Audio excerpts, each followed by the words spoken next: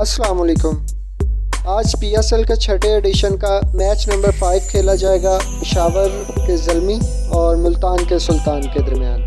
आज की वीडियो आप दोस्तों के लिए बहुत अहम होने वाली है। आज की वीडियो में हम बताएंगे दोनों टीमों की प्लेइंग 11। आज का मैच दोनों टीमों के लिए बहुत ज़्यादा अहमियत का हामिल है क्योंकि पहला मैच दोनों टीमें हार चुकी हैं।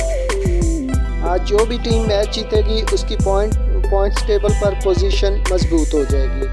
अगर हेड टू हेड की बात की जाए तो पेशावर और मुल्तान सुल्तान के दरमियान अभी तक 6 मैचेस हुए हैं, जिसमें 4 को मुल्तान सुल्तान को फतह हुई है और 2 में पेशावर ज़ल्मी को फतह हुई है। मुझे लग रहा है कि आज के मैच में मुल्तान सुल्तान को फतह नसीब होगी। आप दोस्तों का क्या ख्याल है, कौन सी टीम जीत सकती है? आप दोस्तों ने कमेंट्स में लाजमी बताना है और आप दोस्तों ने बताना है कि PSL 6 में आप दोस्तों की कौन सी फेवरेट टीम है। मेरी फेवरेट टीम लाहौर कलंदर है। आप दोस्तों की कौन सी फेवरेट टीम है? आप दोस्तों ने कमेंट सेक्शन में लाजमी बताना है।